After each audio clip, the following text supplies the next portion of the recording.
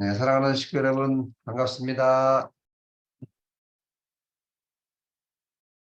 전일국 11년 전력 5월 14일, 양력 2023년 7월 1일 남양주 참사랑가정교회 아침 혼독 정성 19일째를 시작하겠습니다.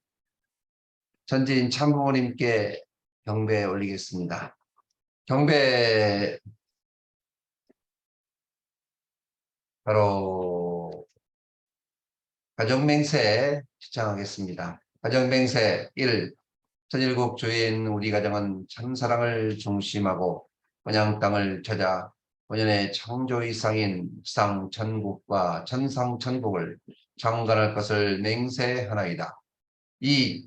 천일국 주인 우리 가정은 참사랑을 중심하고 하늘 부모님과 참부모님을 모시어 천주의 대표적 가정이 되며 중심적 가정이 되어 가정에서는 효자, 국가에서는 충신, 세계에서는 성인, 천주에서는 성자의 가정의 도리를 완성할 것을 맹세하나이다. 3. 천일국 주인 우리 가정은 참사랑을 중심하고 4대 심정권과 3대 왕권과 황족권을 완성할 것을 맹세하나이다. 4.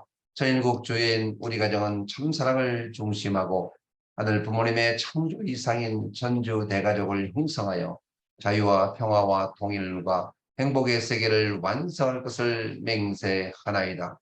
5. 천일국 주인 우리 가정은 참사랑을 중심하고 매일 주체적 천상세계와 대상적 지상세계의 통일을 향해 전진적 발전을 촉진할 것을 맹세하나이다. 6. 천일국 주인 우리 가정은 참사랑을 중심하고 하늘 부모님과 참부모님의 대신 가정으로서 천을 움직이는 가정이 되어 하늘의 축복을 주변에 연결시키는 가정을 완성할 것을 맹세하나이다. 7. 천일국 주인 우리 가정은 참사랑을 중심하고 본연의 혈통과 연결된 유연한 생활을 통하여 심정문화 세계를 완성할 것을 맹세하나이다. 8. 천일국 주인 우리 가정은 참사랑을 중심하고 천일국 시대를 맞이하여 절대신앙, 절대사랑, 절대복종으로 시인의 일체 이상을 이루어 지상천국과 천상천국의 대방권과 석방권을 완성할 것을 맹세하나이다. 보고기도 드리겠습니다. 하마야 나오고 권사님, 네, 기도해 주십니다. 네. 사랑하는 하늘 부모님, 그리운 참 부모님, 오늘도 훈독 청송으로 하루를 시작하는 은혜 진심으로 감사드립니다. 말씀을 통해서 하늘 부모님과 참 부모님 심정을 알려주시고 생활에서 실존을 통해서 체휼할 수 있는 저희들을 되게 허락하여 주시길 진심으로 감사드립니다. 저희 남양주 참사랑 교회에서는 12월 26일 참 어머님을 모시고 500명의 예배를 드리고자 계획을 하고 있사옵니다. 아버지, 어머님께서 저희 남양주 교회에 오셨을 때 축복을 주시면서 아버지 계약을 해주시고 많은 소망을 담고 아버지 계셨다고 저희들이 알고 있사옵니다. 작은 아버지 기쁨이라도 드릴 수 있는 저희 남양주 참사랑 교회가 될 수 있도록 아버지 인도해 주시고 식구들이 한 사람 한 사람 마음을 하나로 묶어 주시고 진짜 11월 26일 참 어머님께 아버지 효도할 수 있는 저희들이 모습이 되게 허락하여 주시길 진심으로 간곡히 기도드리옵니다. 오늘도 귀한 말씀 처음부터 끝까지 저희들이 잘 들을 수 있도록 인도해 주시기를 진심으로 기도드리면서 이 모든 말씀 축복의 점심 가정 하마야 나옵고 이름으로 기도하며 아뢰옵사옵나이다. 아주 아주. 네, 감사합니다. 보기도 감사합니다. 네, 기도하시는 가운데 이게 지금 일본어하고 한국어하고 약간 좀 섞인 것 같아요. 이 한국말 잘 들리세요? 아유, 몰라. 한국말 잘 들립니다. 네, 맞습니다. 네, 반갑습니다. 이 시간 감사 소감을 나누는 시간 갖겠습니다. 네, 많은 식구님들께서 이 아침 혼독 정성의 시간이 너무도 은혜롭고 또 기다려진다고 하고 있습니다. 우리 김희동 장로님은 일본에 가신 것 같은데 일본에서 지금 접속하고 계시네요. 반갑습니다. 네. 와, 김희동 네, 권사님, 김희동 장로님 일본에서 또 우리 미역고 권사님 일본에서 이렇게 조인해 주셔서 정말 감사합니다. 네. 일본은 인터넷이 안 된다고 그러는데 그래도 뭐 잘 되시는 곳에 계시는가 봐요. 네. 반갑습니다.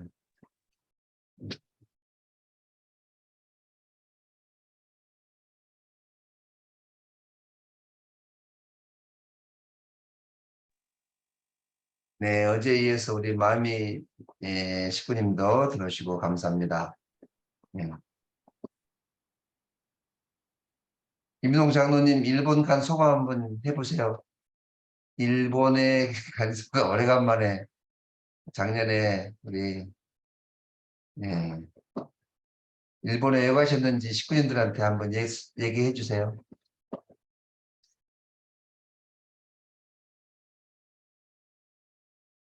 음소거 해주시고 음소. 네.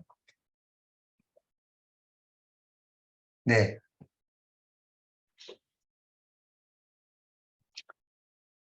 작년에 장모님이 돌아가셨는데 코로나 때문에 방문 못했어요. 그래서 올해 이제 2주기인데 와야 되겠다고 생각해서 이렇게 찾아왔습니다. 네. 그래도 사위 입장에서 함께 또 일본에 가셨다고 생각해서 감사합니다. 네. 코로나 기간에 정말 부모님 성화하신 분들 못 가셔서 교회에서 대신 기도해 드렸던 그런 생각도 납니다. 네, 오늘도 아침 운동을 통해서 우리 식구님들 우리의 정성이 하늘 앞에서 한가되고 또 우리 정성이 모아져서 반드시 참 어머님을 모실 수 있는 그런 기반이 되기를 기원하면서 아침 우리 영 회장님 귀한 말씀 큰 박수로 모시도록 하겠습니다. 고맙습니다. 사랑하는 우리 남양주 참사랑 가정교회 식구 여러분, 그리고 타 지역과 외국에서도 이 아침 훈독 정성에 참석해 계신 천일국 식구 여러분, 안녕하세요. 오하요 고자이마스.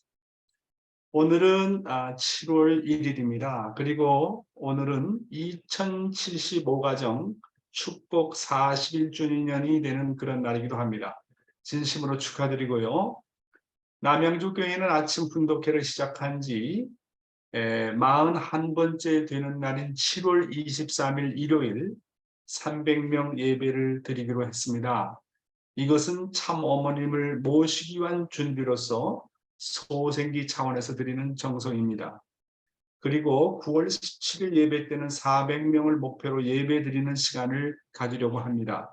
이것은 장성 차원의 예배입니다. 다음은 완성 단계로 11월 26일 참 어머님을 모시고 500명 예배를 드리려고 합니다.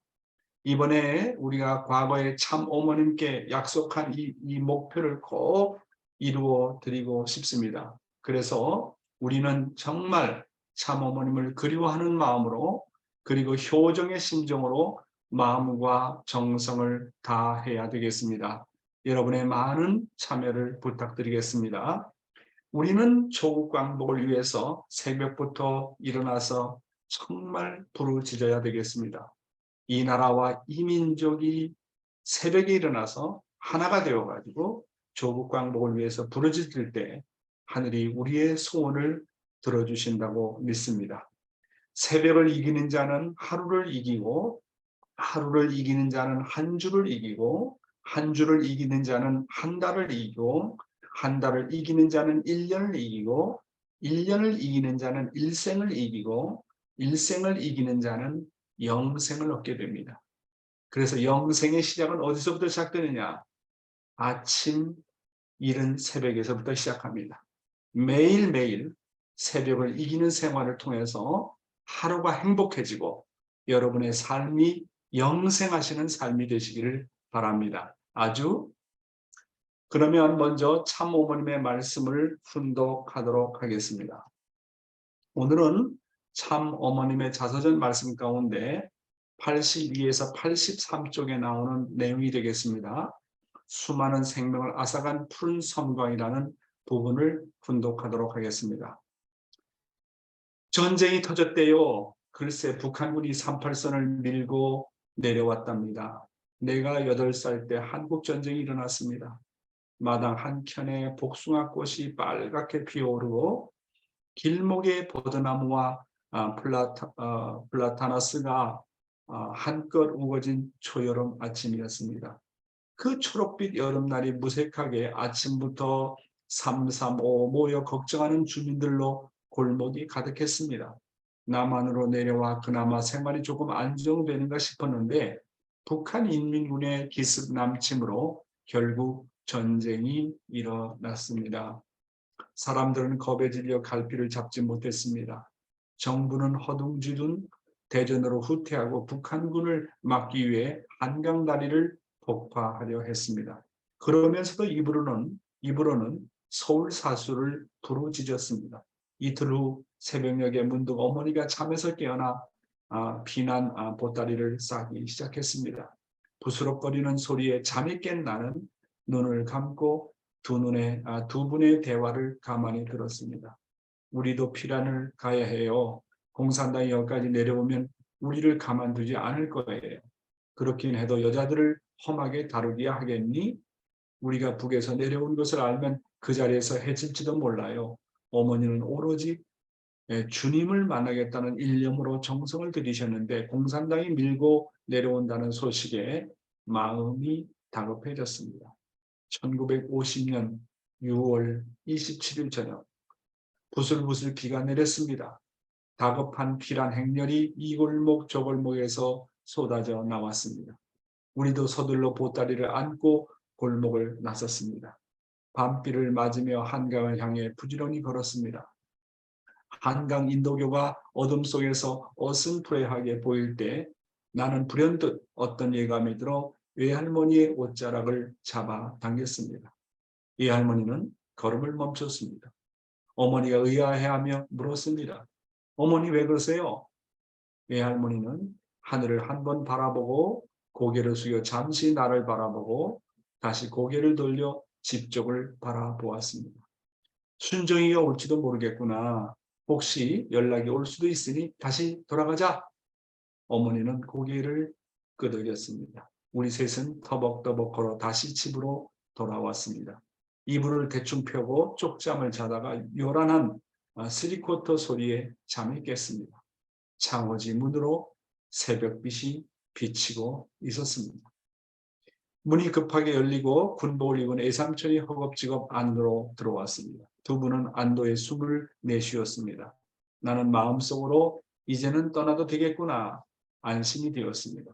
서둘러야 해요. 빨리빨리 떠나야 합니다.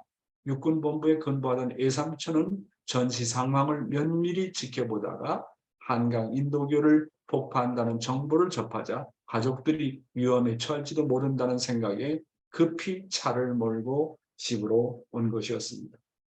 사랑하는 식구 여러분, 하나님께서 선택한 기독교가 재림 주님을 모시는 책임을 완수하지 못함으로 인해서 한민족이 치러했던 탕감이라는 것은 실로 엄청난 것이었습니다. 1950년에서 1953년 한국전쟁 3년 기간 사망자는 군인과 민간인을 포함해서 약 300여만 명 이상으로 추산이 되고 있습니다. 2000년 전 준비된 이스라엘 민족이 책임을 다하지 못함으로 인해서 유대 민족이 600만 명 이상이 학살을 당하는 탕감을 치러야 했습니다. 그리고 온 인류 동안 수많은 전쟁을 통해서 이루 헤아릴 수 없는 사람들이 희생의 대가를 치러야 했습니다. 준비된 한국의 기독교가 참 아버님과 하나 되지 못함으로 인해서 독생자인 참 아버님은 흥남 감옥에 들어가서 탕감을 치러야 했고, 독생녀이신 참 어머님의 일행은 북한에서 남한으로 피난을 가야 했습니다.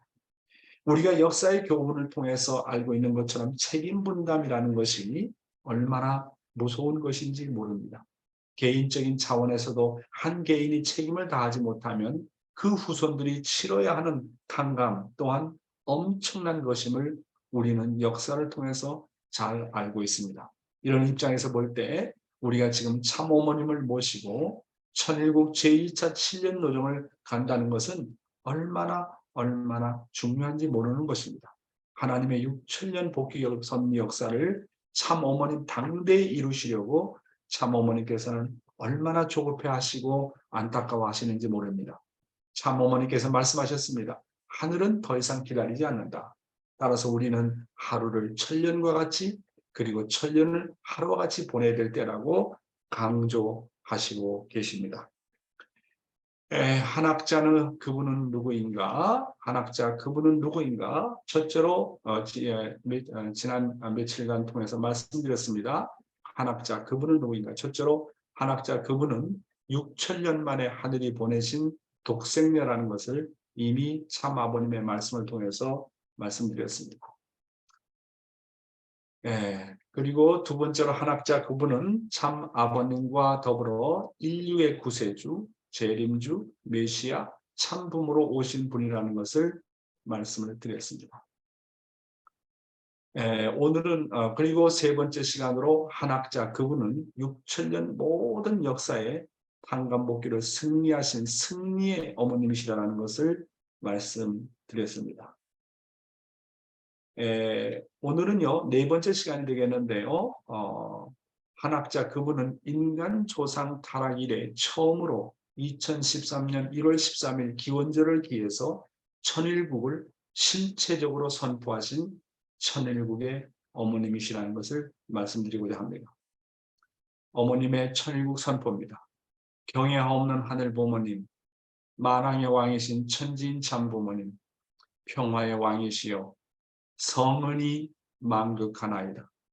하늘 부모님께 고하노니 국호를 천일국으로 정하였으며 국화는 장미와 백합으로 국조는 학으로 천일국기와 천일국가를 하늘 앞에 공정하였나이다. 오늘 2013년 1월 13일을 기하여 천일국 원년을 선포합니다. 참 어머니께서는 2018년도에도 다음과 같은 말씀을 하셨습니다. 참 부모는 50년이라는 세월을 통해서 하늘이 주신 약속을 지키기 위한 섭리를 해오셨습니다. 그래서 2013년 1월 13일 기원절을 선포하게 되었습니다. 기원절은 누구로 말미암아 출발되었습니까? 독생녀, 참 어머님으로 말미암아 새 시대, 새 역사가 출발되었습니다. 참 어머님으로 인해서 드디어 하나님의 6천년 탕감복귀 역사를 마무리하고 하나님의 나라인 천일국이 시작이 되었다는 것입니다. 영계에서는 참 아버님을 통해서 지상에서는 참 어머님을 통해서 동시에 영육계에서 2013년 1월 13일을 기해서 천일국이 출발하게 된 것입니다. 저는 개인적으로 참 아버님께서 천일국 선포를 6개월 남기고 왜 그렇게 빨리 영계에 가셨을까를 생각해야 되었습니다. 그것은 저의 개인적인 소감으로는 개인적인 그런 영적인 느낌으로는 영육계의 천일국 선포를 동시에 하시기 위해서 먼저 가시지 않았나 그런 생각을 하게 됩니다. 천일국이 지상에 선포되지 아니했더라면 죽어서라도 우리는 영원한 하나님 나라에 입성할 수 없게 됩니다. 참 아버님의 말씀에 따르면 축복 가정이라도 모두 낙원과 같은 대합실에 기다려야 한다고 하셨습니다. 그런데 참 어머님으로 말미암아 천일국의 선포가 공식적으로 되어짐으로 말미암아 축복을 받은 하늘나라의 백성들이 천국으로 직행할 수 있게 되었다는 것입니다. 이것은 지금까지 하나님의 복귀 섭리 역사에 있어서 최대의 사건이 되지 않을 수 없습니다. 이 일을 누가 해내셨느냐? 지상에서는 참 아버님이 해내셨고 영계에서는 참 아버님이 해내셨습니다. 공식적으로 하나님의 나라가 출발되었다고 하는 것입니다. 이건 엄청난 사건인 것입니다. 이것은 놀라운 사건인 것입니다. 하늘나라가 공식적으로 선포가 되었고 출발이 되었다. 그런 것입니다. 그러면 천일국 이루는 데는 나라를 찾는 데 3대 요소가 필요합니다. 국가가 필요하고 백성이 필요하고 그 다음에 국토가 필요합니다. 그래서 국토는 청평 일대를 중심 삼고 조건을 세우셨고, 그렇죠? 그 다음에 천일국 백성은 전 세계에 널려 있는 축복 가정들을 천일국 백성으로 삼으셨고, 그 다음에 국가는 천일국이라는 이름을 세워서 선포하시게 되었습니다. 이제 본격적으로 천일국은 이미 시작되었습니다. 그러나 실체적으로 대한민국을 복귀해서 조국광복을 해서 하늘 앞에 봉헌해야 되는 일이 남아있게 되어 있는 것입니다. 이 일을 위해서 우리 천지인 참 어머니께서는 정말 불철주야 밤잠 못 주무시고 정성을 들이시고 모든 식구들이 이 섭리에 참여하기를 간절히 소원하고 계신 것입니다. 천일국 시대의 신앙생활, 오늘은 참 아버님의 말씀을 중심 삼고 신앙은 체육을 통해서 강하게 된다, 이런 내용으로 말씀을 드리고자 합니다. 이 말씀은 아버님 말씀 76권 123페이지에 나오는 말씀입니다. 기독교인들이 로마 박해를 넘어설 수 있었던 건 뭐냐? 이게 대단히 중요한 내용입니다.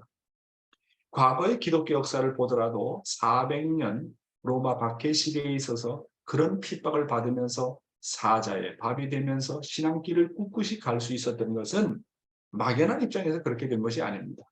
이건 반드시 그러한 자리를 넘어설 수 있는 체율적인 내용, 그들에게는 부정할래야 부정할 수 없는 내용이 있었기 때문입니다. 환경이 아무리 어렵더라도 그 환경이 그들을 제압할 수 있는 그런 여건이 될 수 없게 한 사실적인 입장에서선 그 자체가 순교의 길도 무난히 넘을 수 있게 했다는 사실을 우리는 엿보게 되는 것입니다. 자, 이 말씀을 놓고 우리가 생각을 해봐야 되는 것은 기독교인들이 그렇게 사자의 밥이 되고 순교의 길을 가고 상상할 수 없는 희생의 대가를 치르면서도 그 모든 것을 어떻게 극복할 수 있었느냐고 하는 것입니다. 첫째로 그것은 기독교인들이 로마의 박해를 넘고 예수님과 같은 십자가를 질 수 있었던 것은 아버님 말씀입니다. 예수님의 심정을 경험했기 때문이라고 했습니다. 예수가 누군지 예수의 정체성을 확실히 알고 예수가 메시아임을 알고 예수가 독생자임을 알고 100% 그들이 받아들였을 때 성령의 체험을 했고 예수의 뜻을 체험했고 예수의 심정을 경험했기 때문에 가능했다고 하는 것입니다. 그래서 예수님 십자가 이후에 초대교회가 번성할 수 있었던 이유는 예수가 메시아라고 하는 것. 이거를 그냥 관념적으로만 받아들인 게 아니라 심정적으로, 가슴으로, 성령으로 체험했기 때문에 가능했다고 하는 것입니다. 통일교회가 초창기에 수많은 박해와 반대를 넘어설 수 있었던 것은 참부모님을 따르던 제자들이 참부모님의 심정과 하나 되고 참부모님을 영적으로 체험했기 때문입니다. 참부모님이 메시아라는 것, 참부모님이 재림주라는 것을 영적으로, 내적으로 확실하게 체험했기 때문에 그렇습니다. 그렇기 때문에 그 모든 고난을 넘어갈 수가 있었던 것입니다. 따라서 우리도 나의 고통과 십자가를 극복할 수 있는 길은 참부모님의 십자가, 골고다 그리고 심정을 상속받아 그것을 직접 채우라는 길이라고 아버님께서 말씀하셨습니다. 따라서 심정을 채우라 하지 못하면 십자가를 질 수 없어요. 예수의 제자들이 십자가를 짊어지고 사자의 밥이 되면서도 수많은 희생을 치르면서도 돌로 맞아 죽으면서도 순교의 길을 갈 수 있었던 것은 그들이 예수를 통해서 성령을 채우라고 예수의 심정을 채우랬기 때문에 가능한 것입니다. 그러니까 우리가 하늘의 십자가를 지고 예수의 십자가를 지고 참부모의 십자가를 지고 인류의 십자가를 지려면 심정을 채우라는 단계까지 나가지 않으면 안 되는 것입니다. 그래서 신앙이라고 하는 것은 뭡니까?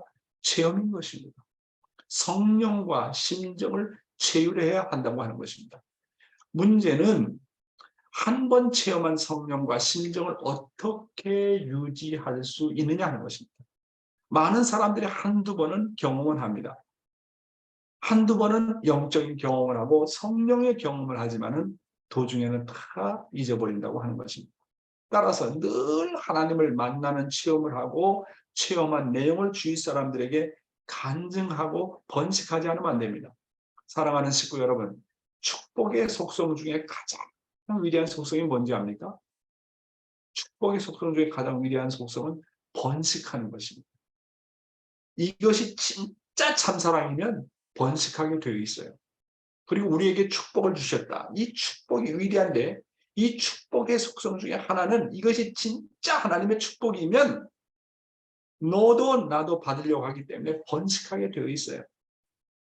장사를 해서 이익이 나면 늘 신나고 힘들 줄 모르고 모든 어려움을 극복할 수 있는 것처럼 우리가 축복을 받으면 이 축복의 가치를 알면 축복에 감동하면 축복의 의미를 알면 반드시 번식하게 되어 있는 것이 축복의 속성입니다. 번식하지 않으면 장사를 해서 이익을 내지 못하는 것과 같기 때문에 가다가 지쳐요. 전도는요, 사랑을 번식하는 것입니다.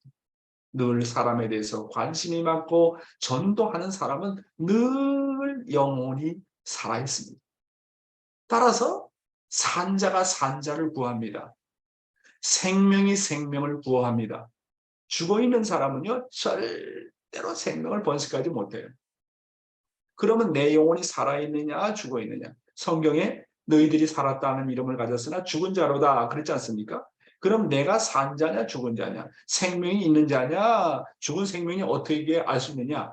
내 마음 가운데 부글부글 타오르는 정말로 생명을 번식하고 싶어하는 그런 마음이 있느냐는 거예요.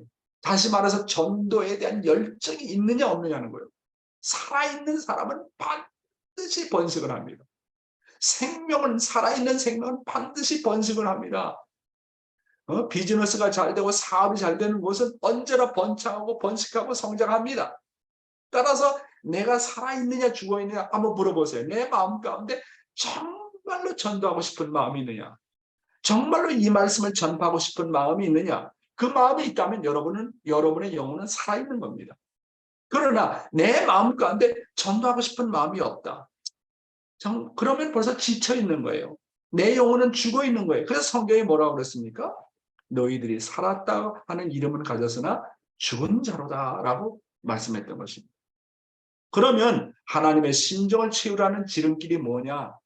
그거는요, 간단해요.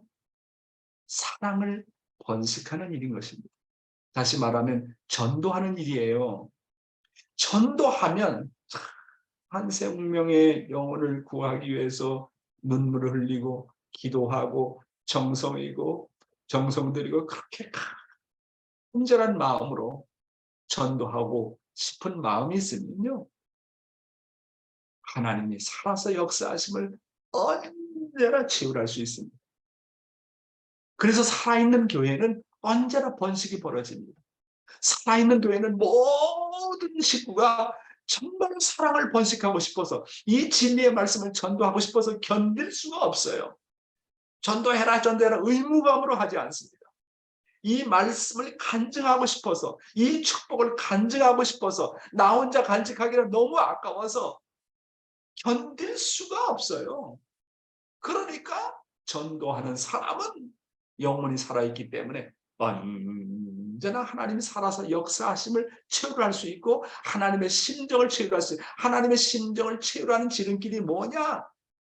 그것은 전도입니다. 하나님의 심정을 체험할 수 있는 길, 전도하는 것 이상의 길은 없습니다. 그것이 최고의 지름길인 것입니다. 지금은요, 어떤 시대냐 하면 천일국 시대예요. 천일국 시대는 뭐라고 그랬습니까? 모심의 시대다. 이제는 박해를 받아볼래야 박해를 받을 수 없어요. 뭐 과거처럼 사람이 죽고 뭐 사자밥이 되고 뭐 일본에서 좀 어려움이 있었지만 우리 식구들 그런 거 껐다가 안 해요. 이제는요, 누구도 박해 안 해요. 그러니까 더 문제가 되는 거 아닙니까? 박해하면 좀 더 힘을 얻겠는데 그런 시대는 다 지나갔어요. 사랑하는 식구 여러분, 천일국 시대는요, 한마디로 얘기해서 어떤 시대냐면 가정을 중심한 시대예요. 가정에서 결실을 봐야 돼요. 우리의 최일선은 어디냐? 가정이라는 걸 알아야 돼요. 우리 직장이 최일선이 아닙니다. 대청 나가고 전도 나가고 그리고 해외 선교 나가는 것이 최일선이 아닙니다. 가정연합이에요. 가정연합. 하나님의 이상이 어디서 이루어지느냐? 교회에서 이루어지는 게 아닙니다. 직장에서 이루어지는 것이 아닙니다. 하나님의 가정의 이상이 어디서 이루어집니까? 가정에서 이루어집니다. 어디에서 파괴가 되었습니까? 가정에서 파괴가 되었습니다. 아담과 해와 부부 사이에서 파괴가 되었습니다. 아담과 해와의 자식 가인과 아벨 사이에서 파괴가 되었습니다. 그러면 파괴된 장소에서 그걸 복구해야 돼요. 그러니까 어디가 최일선이냐? 가정이 최일선입니다. 제일 문제가 되는 곳이 어디입니까? 가정입니다. 부부간의 문제가 제일 심각하지 않습니까? 부모의 문제가 제일 심각하지 않습니까? 형제 자매와의 갈등이 제일 심각하지 않습니까? 자녀의 문제가 제일 심각하지 않습니까? 모든 문제가 어디서 벌어지느냐? 가정에서 벌어지고 있어요. 가정에서. 이거 기가 막힌 거 아닙니까? 따라서 가정에서 부모와 상대와 자녀를 모시는 것이 최일선이라는 것을 알아야 돼요. 어디가 최일선이라고요? 가정입니다. 가정. 남편 앞에 최일선은 누구입니까? 부인입니다. 부인 앞에 최일선은 누굽니까? 남편입니다. 부모 앞에 최일선은 누굽니까? 자식입니다. 자식 앞에 최일선은 누굽니까? 부모입니다. 우리가 승리해야 될 것, 우리가 하나님의 심정을 체휼할 것은 다른 곳이 아니라 어디라고요? 가정이라는 거예요. 지금은 천일국 시대는 모심의 시대요, 가정의 시대입니다. 지금의 시대는요, 가정을 중심하고 결실하는 시대예요. 따라서 자기 가정에서 승리하는 자가 최고의 승리자입니다.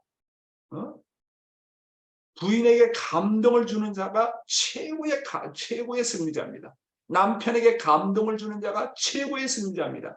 부모를 모셔가지고 부모를 감동시키는 자가 최고의 승리자입니다. 자식을 잘 섬겨서 부모 이상 효자 효녀로 만드는 것 최고의 승리자입니다. 그러므로 가정에서 하나님을 만나고 가정에서 하나님의 심정을 치유해야 돼요. 이제 다른 곳에 하나님의 심정을 치유할 곳이 없어요. 그래서 4대 심정권은 어디를 치유합니까? 가정에서 해야 돼요. 가정. 이걸 우리가 잊어먹고 있다고요. 진짜 이거 정말 중요한 거예요. 최일선이 어디라고요? 가정이에요. 가정. 그런데 직장에서 일하고 좀 긴장하고 교회에 오면 아벨을 섬기고 목회자를 섬기고 믿음의 자녀를 섬기고 집에 가봐요. 자기 타락성이 다 드러나잖아. 부인 앞에 자기 타락성이 다 드러나고 애들 앞에 자기 타락성이 다 드러나잖아요. 형 앞에, 오빠한테, 동생한테 다 드러나요. 사실은 가정이 제일 긴장하는 자리가 돼야 돼요. 왜? 최일선이기 때문에. 가정에서 삐딱 잘못하면 모든 것이 다 와장창 무너지는 거 아닙니까? 기준이 어디서 무너집니까? 우리가 가인 아벨 모실 때는 뭐뭐 하는 척이라도 합니다. 가정에서 어떻게 됩니까? 우리가 무너지는 게 어디서 무너집니까? 가정에서 다 무너지는 거예요. 가정에서. 남편 앞에서 아내가 무너지고 아내 앞에서 남편이 무너지고 부모 앞에서 자식이 무너지고 자식 앞에서 부모가 무너지는 거 아닙니까? 아담 가정이 어디서 문제가 됐습니까? 가정에서 문제가 됐습니다. 노아 가정이 어디서 문제가 됐습니까? 가정에서 문제가 되었습니까? 아브라함 가정 다 예수 어디서 문제가 됐습니까? 가정에서 문제가 되었습니다. 참부모님도 어디에서 제일 고민합니까? 가정에서 제일 고민하지 않습니까? 그러니까 가정의 승리자는 최고의 승리자예요. 동의하십니까, 여러분? 다시 말씀을 읽어보겠습니다. 신앙은 치유를 통해서 강하게 된다. 성경을 보게 되면 베드로나 바울과 같은 양반들이 어려운 문제를 맞이할 적마다 반드시 하늘 앞에 기도를 했고 그 기도를 통해 하늘은 지시를 했습니다. 어디로 가라든가 가지 말라든가 하는 이러한 내적인 신앙생활의 기조가 반드시 있었다는 것은 우리는 성경을 통해서 잘 아는 바입니다. 이와 같은 생활의 기반이나 그런 전통에 각자에게 있으면 있을수록 그 사람은 강한 사람인 것입니다. 그런 치유를 통한 사람은 그 누구도 하지 못하는 새로운 역사적인 일도 할 수 있다고 보는 것입니다. 세상 사람들이 이것을 이해하지 못하고 세상 사람들은 아무리 반대한다 하더라도 자기가 내적으로 치유라고 또 그것을 경험한 그것이 오늘날 신천세계에 있어서 환경에 적용되는 사실을 많이 느끼면 느낄수록 그 사람은 강하게 나갈 수 있다는 것입니다. 신앙은 치유를 통해서 어떻게 된다고요? 강하게 된다. 신앙 치유는 시작이요. 제일 먼저 해야 되는 것이 가정에서 기도와 정성 들여야 돼요. 신앙 치유는 기도로부터 시작합니다. 기도와 정성으로부터 시작됩니다. 기도와 정성을 들이지 않으면 그것은 치유가 있을 수 없어요. 4차원의 세계, 이 영계, 이 4차원의 세계의 치유는 제일 먼저 기도와 정성으로부터 시작된답니다. 따라서 신앙생활은요, 언제나 하나님으로부터 늘 안내와 지시와 계시를 받아야 발전합니다. 그래서 엄마는, 아빠는 좀 더 애들보다 일찍 일어나서 기도해야 돼요. 정성 들여야 돼요. 어떻게 우리 애들을 잘 하나님의 아들, 딸로 길러나갈 것입니다. 저는 아침 2시 반, 2시 40분이면 일어납니다. 습관이 되었습니다. 아침에 일어나서 하나님과 교류되는 심정적인 공감이 없이 아침에 훈독회는 불가능합니다. 아침에 훈독회를 하기 전에 하나님을 만난 경험이 먼저 있어야 됩니다. 하나님과 심정적으로 교류한 그 공감을 가지고 훈독회에 임하지 않으면 그 훈독회는 영혼은 살릴 수 없습니다. 내가 심정적으로 하나님과 심정적인 교류가 있어야 돼요. 하나님을 만난 그 만남을 가지고 훈독회에 임하지 않으면 식구들이 은혜를 받지 못한다는 것을 저는 수십 년 신앙생활을 통해서 경험했습니다. 그래서 엄마 아빠는 아침에 애들보다 일찍 일어나서 애들 하나하나를 놓고 기도해 줘야 됩니다. 부모를 놓고 기도해 줘야 됩니다. 어떻게 하면 이 아들 딸들을 잘 기를 수 있을까? 하늘이 바라는 아들 딸이 될 수 있을까? 새벽에 일찍 일어나서 엄마가 흘리는 그 눈물이, 아빠가 흘리는 그 눈물이 자식을 성장시킵니다. 자식을 효자, 효녀로 기르게 되는 것입니다. 새벽에 일어나서 흘리는 부모의 두 눈에서 흘리는 그 눈물이 불효자를 효자로 만듭니다. 엄마의 눈물이 불효자를 효자로 만듭니다. 그러니까 이 기도라는 거, 정성이라는 게 얼마나 중요한지 몰라요. 기도하면 내가 어디로 가야 될지를 가르쳐 주는 거예요. 그래서 기도는 마치 뭐라고요? GPS와 같습니다. 여러분 요즘에 차 운전해가지고 어디 갈 때 주소를 대야 되잖아요. 그 GPS 없이가 아무것도 못하잖아요. 그래서 기도하는 것은 마치 GPS와 같아요. 기도하면 내가 어디로 가야 될지를 하늘이 알려줍니다. 그리고 기도는요. 다만 보고하는 시간이 아니에요. 나 뭐 했습니다. 뭐 했습니다. 뭐 했습니다. 뭐 했습니다. 그거 하는 게 아니에요. 기도는요. 하나님의 음성을 듣는 시간입니다. 기도는 다만 보고하는 시간이 아니라는 거. 그러니까 하늘의 음성을 들을 때까지 기다려야 됩니다. 10분이고 20분이고 30분이고 하나님의 음성을 들어야 돼요. 오늘 이렇게 해라. 너 어제 이거 잘못했지? 오늘은 반성하고 이렇게 해라. 하나님의 음성을 들을 때까지 기다리고 또 기다리면서 간절한 마음으로 임해야 되는 것입니다.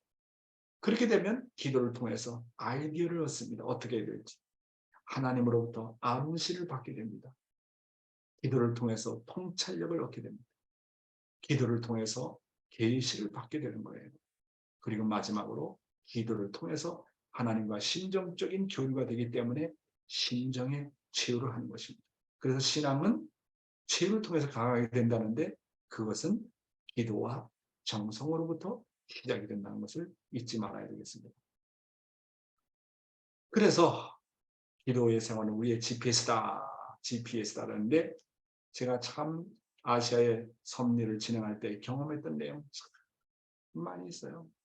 정상들을 불러 모으고 그 정상대회를 한다든지 수많은 종종 메시아 축복 활동을 하면서 참 경험을 많이 했습니다.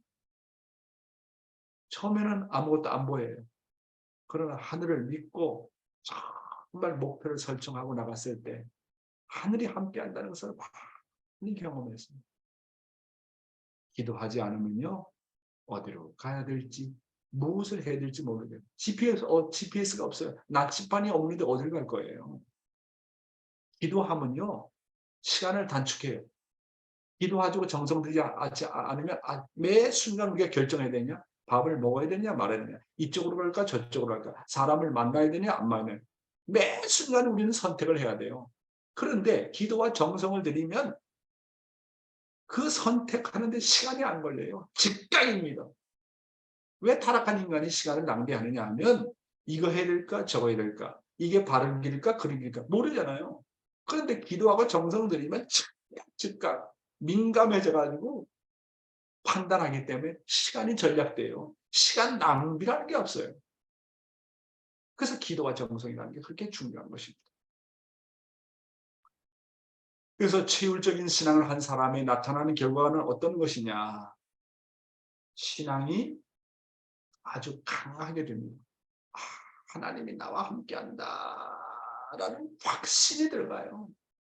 그러니까 하나님이 나와 함께한다는 확신이 들어가니까 그냥 모험을 하는 거예요. 하나님은 살아서 역사하신다.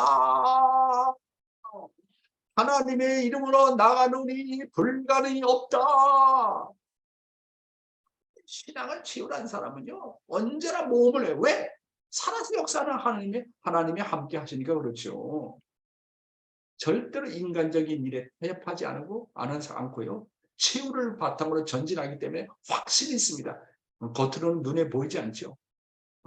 만져지지 않는 것처럼 보이지만 치유를 하는 사람은요 신념이 있습니다.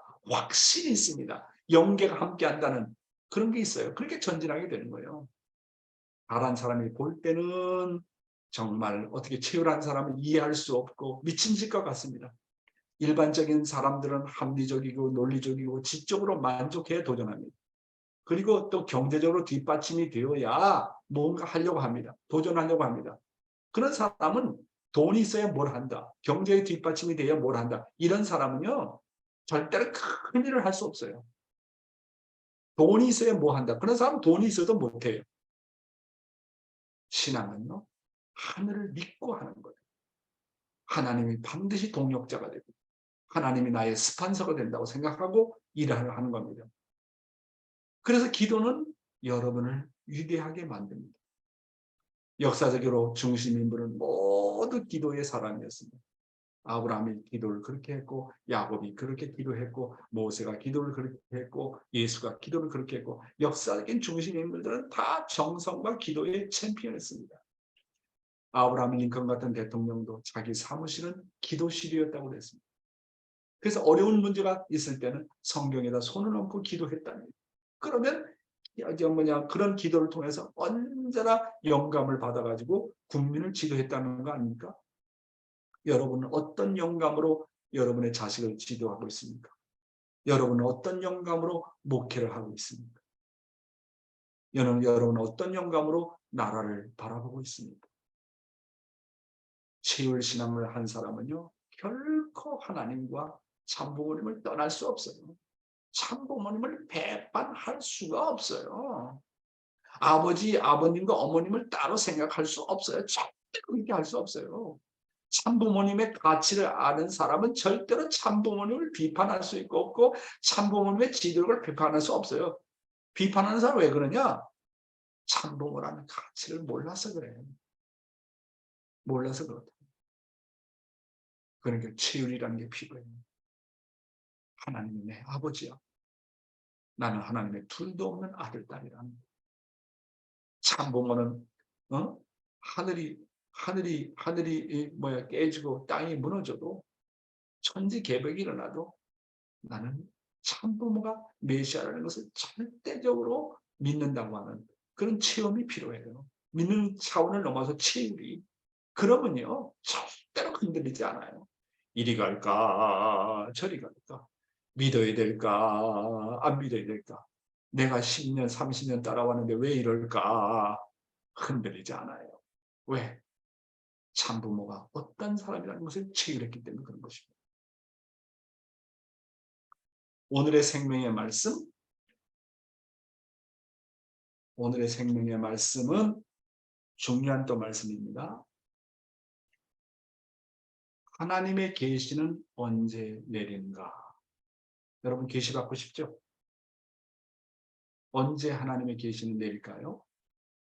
첫째로 누구보다 최일선의 자리에서 뜻을 대해서 공적인 마음을 가지고 절박한 자리에 있을 때 계시가 내린다고 하는 겁니다. 그러므로 내가 머무는 자리가 최일선이라고 생각하라는 겁니다. 직장에 나가면 직장이 최일선이고 가정에 돌아오면 가정이 최일선이라고 생각하고 내가 처해진 자리에서 어떻게 하나님의 뜻을 이룰 것인가를 놓고 아주 절박한 마음으로 하늘 앞에 간구하라고 하는 것입니다. 하나님과 참부모님을 대신해서 아주 간절하고 사무친 마음으로 간구하면 그것이 내 뜻이 아니고 하나님의 뜻으로 생각하고 간절한 마음으로 간구하라는 거예요. 그러면 분명히 하나님의 계시가 내립니다.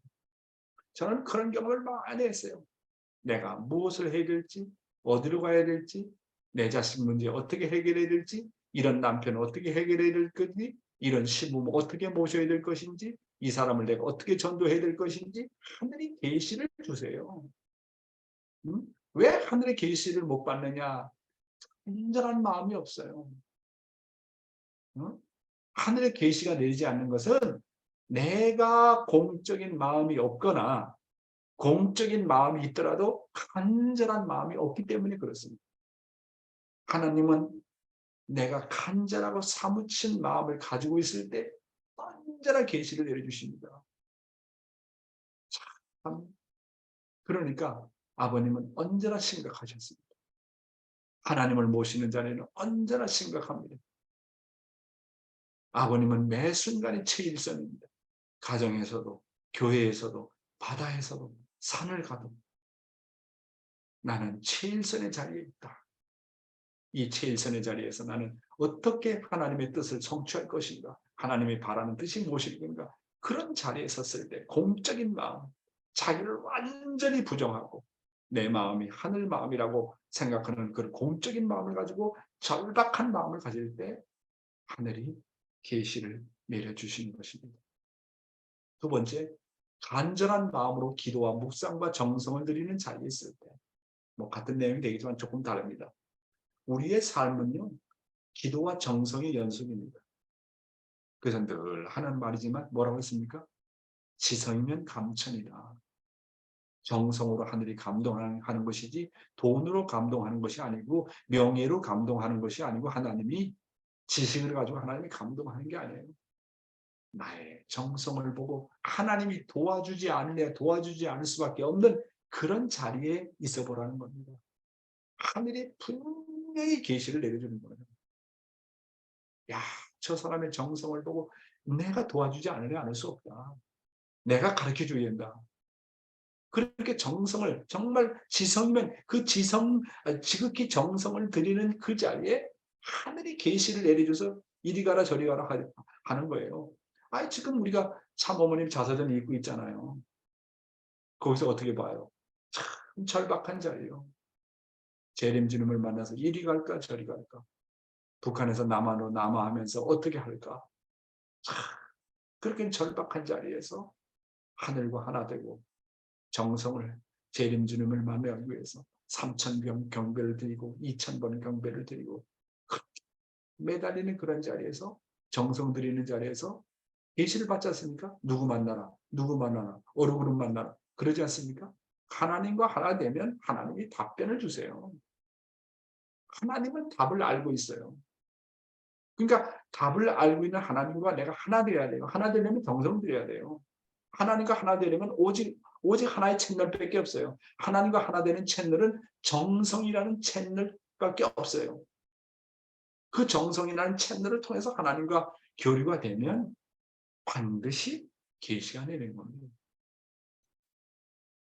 세 번째로, 어느 누구나 성인처럼 귀하게 생각하고 상대의 얘기를 들어주고 어떤 만물이든지 귀하게 선물로 대하는 자세를 가질 때 모든 것을 귀하게 생각하는 마음이 하나님의 계시가 언제나 내린다고 하는 것입니다.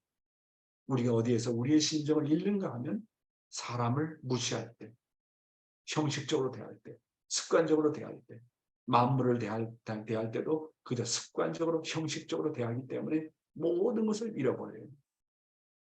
여러분, 그래서 어떻게 하라고요? 계시를 받는 방법. 사람은 정말로 하나님처럼 대하라는 겁니다. 성인으로 대하는 거예요. 제가 요즘에 매일마다 식구들을 만나는데 어느 식구 왔다, 면담해야지. 그러면요, 그 면담이 성공적으로 끝나지 못해요. 그럼 어떻게 해야 되겠습니까? 하나님이 저 사람을 보내셨다라고 생각해야 돼요. 하나님이 사랑하는 아들을 나한테 보내셨다. 하나님이 보내셨는데 어떻게 돼요? 그럼 내 마음이 달라지고 저 사람에게 필요한 말씀이 뭔지 가르쳐 주세요. 저 사람의 근심 걱정이 뭔지 이야기해 주세요. 그리고 나한테서 눈물을 흘려요. 왜? 내가 하나님 대신자로 있기 때문에 자기도 모르게 자기 자신을 고백한다고요. 계시가 내려요. 사람을 귀하게 생각하면 뭐가 내린다고요? 계시가 내려요. 사람을 무시하기 때문에, 습관적으로 대하기 때문에, 형식적으로 대하기 때문에, 하나님의 아들, 딸로 대하지 않기 때문에 계시가 안 내리는 거예요. 이야, 이게 귀한 거예요. 그래서 인내천이야. 사람을 하나님처럼 여기라는 겁니다. 다음에 만물을 성물로 대하라는 거예요. 만물 하나하나 대할 때마다, 물건 하나하나 만질 때마다 이것이 다 하나님의 손길을 거쳤다. 하나님께서 손길을 하나하나가 다 거쳐가지고 나한테까지 왔다. 하나님께서 직접 어루만진 것이다. 예수가 만지던 물건이다. 참 아버님이 만지던 물건이다. 참 어머님이 만지던 물건을 내가 만진다고 생각해 봐라는 거예요. 그렇게 만물을 하나님처럼 선물로 대하면요, 만물과 심정적인 교류가 된다고 하지 않습니까? 거기서 계시를 받는다고 하지 않습니까? 다음으로 하늘을 효정으로 모셔라. 늘 하나님을 나의 둘도 없는 부모로 생각하고 나는 하나님의 둘도 없는 아들이요 딸로 생각하라는 거예요. 하나님과 정들라는 거예요. 그런 효정의 마음이 있는 곳에 부모의 마음이 헤아려지고 부모의 뜻이 어디 있는지 알게 되는 것입니다. 여섯 번째로, 매사를 하늘의 관점에서 생각하고 판단할 때, 하나님이라면 이런 상황을 어떻게 할까? 참부모라면 이럴 때 어떻게 할까? 나의 아버지라면 어떻게 생각할까? 제가 옛날 이완 목사님 모시고 살 때 하나님 하면 뭐 막연해. 참부모님과 더불어 살지 않았기 때문에 막연해. 근데 이런 경우 이완 목사님이라면 어떻게 생각할까? 금방 답변이 오는 거예요. 근데 이제 아버님하고 더불어 지내보니까 아버님 성격을 알고 아버님 성품과 아버님의 인생관을 알기 때문에 아버님이라면 어떻게 생각할까? 금방 답변이 오는 거예요. 더 나가서 하나님이라면 이러면 어떻게 할까? 금방 답변이 오는 거예요. 그러니까 매사를 하늘의 관점에서 생각하고 판단하면요, 계시가 즉박 내려요.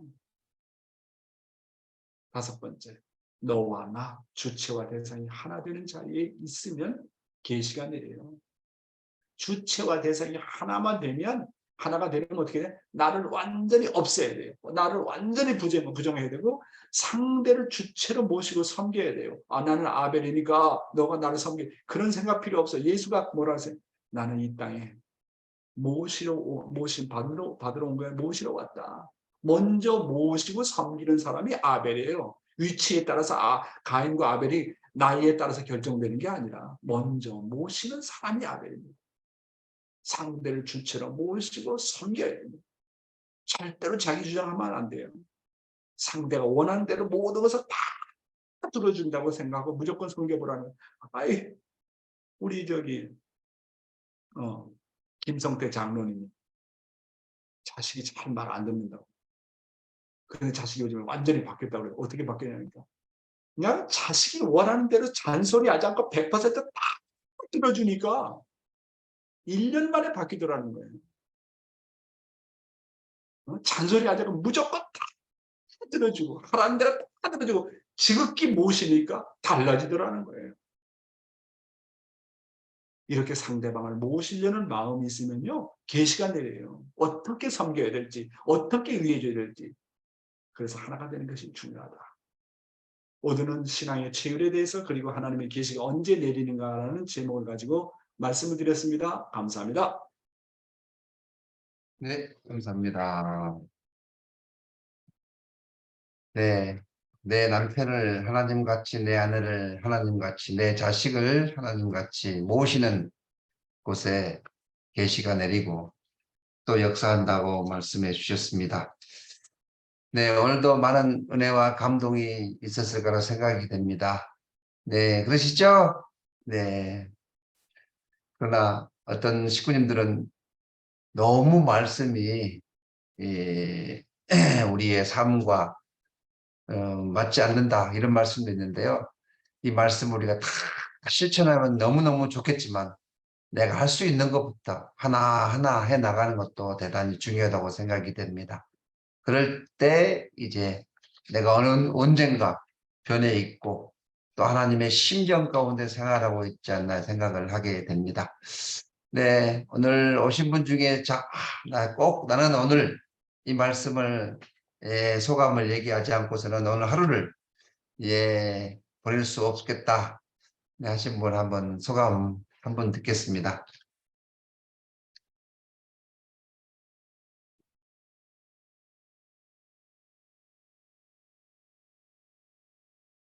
우리 청년 교회장님 어머니 잘 들으셨죠?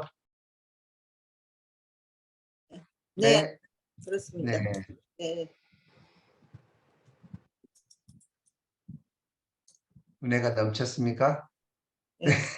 항상 제가 메일을 찬스하지 못했지만은 찬스할 때는 정말로 은혜가 항상 넘치고 있습니다. 네, 정말 네, 감사합니다. 감사합니다. 네, 네, 오늘은 말씀 중에서 가정에서 해야 된다고 가정에서 정말로 하나님 사랑 하나님 마음을 해야 된다고 가정이 최선이다. 중요한 시대다고 그 말씀은 마음이 와닿습니다. 네, 그렇죠. 그리고 효녀 키운다. 정말로 하나님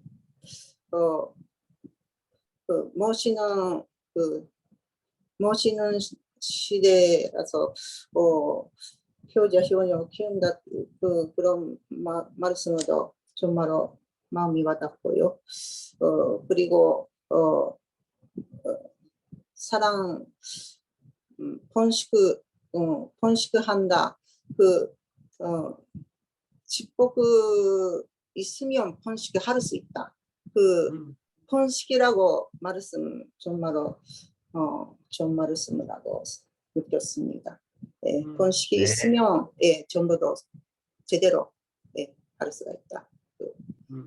말씀 좋았습니다. 감사합니다. 네, 감사합니다. 네, 오늘도 29분이네요. 네, 감사합니다. 오늘 한 분만 소감을 듣고요. 오늘은 천시반 특별 기도 800회입니다. 그래서 물론 각 가정에서 800회 함께 이제 유튜브나 줌을 통해서 참여하실 수 있습니다. 근데 현장에 직접 가실 분들은 혹시 교회에 함께 봉고차로 참여하실 분은 교회에서 8시 30분에 출발합니다. 사실 8시 30분은 좀 늦은 시간인데요. 대성전에서 합니다. 그래서 많은 분들이 아마 오실 것 같고요. 그래서 가실 분들은 좀 교회로 알려주시면 제가 갖다 모시고 오도록 하겠습니다. 물론 밤이라서 각자 가실 분도 계시겠지만 같이 참석하실 분들은 교회로 먼저 알려주시면 고맙겠습니다. 네, 그리고 이번 주 이제 일요일 날 예배 이후에 우리 중심 식구 회의도 하겠습니다. 물론 이제 재직회 회의도 하겠지만 중심 식구 회의를 좀 하도록 하겠습니다. 네, 오늘 황충호 업의 2세 가정이 이제 필요 요인이 있는데요. 교회로 이쪽 남양주 교회로 온 지는 얼마 안 됐지만 아시는 분들은 축하해 주시면 감사하겠습니다. 네, 잠깐 기도 올리겠습니다. 감사하신 하늘 부모님, 오늘 우리의 가정이 얼마나 귀하고 소중한 것을 다시 한번 깨닫게 되옵니다. 소홀하게 했던 우리들의 마음을 붙들어 주시고 우리의 가정을 다시 한번 하늘 부모님, 참 부모님이 바라시고 소망하시는 그러한 가정으로 인도할 수 있도록 우리의 마음을 더욱더 단단하게, 더욱더 하늘 대한 심정으로 우리의 남편을, 우리의 아내를, 우리의 자식들을 대할 수 있는 우리들의 모습이 되어줄 수 있도록 인도하여 주시옵소서. 하늘 부모님의 심정을 채울할 때 우리가 성장이 되어지고 하늘 부모님의 뜻이 무엇인가를 저희들이 깨닫게 된 줄 믿사옵니다. 이제 7월 한 달에 또 출발하게 되겠사오니 2023년 이제 하반기와 더불어서 이 7월 한 달을 하늘 부모님 뜻 앞에 승리의 한 달로 이뤄낼 수 있는 우리 모든 식구님들이 되어질 수 있도록 인도하여 주시옵소서. 오늘도 귀한 말씀을 주신 명의장님 위해 하늘 부모님 함께하여 주셨고 참석한 우리 모든 식구님들 위해 더 큰 은혜와 사랑으로 축복하여 주시옵소서. 간절히 빌고 원하오면서 축복 중심 가정 박양명의 이름으로 보고하며 하렸사옵나이다. 아주. 네, 식구 여러분 오늘도 수고 많으셨습니다. 네, 이상으로 마치겠습니다. 감사합니다. 네, 건강하세요. 좋은 하루 되세요. 좋은 첫날 되십시오. 감사합니다. 수고하십시오. 임채율 장로님 감사합니다. 원로 목사님 감사합니다. 감사합니다. 네, 감사합니다. 사랑합니다. 수고하십시오. 감사합니다. 네,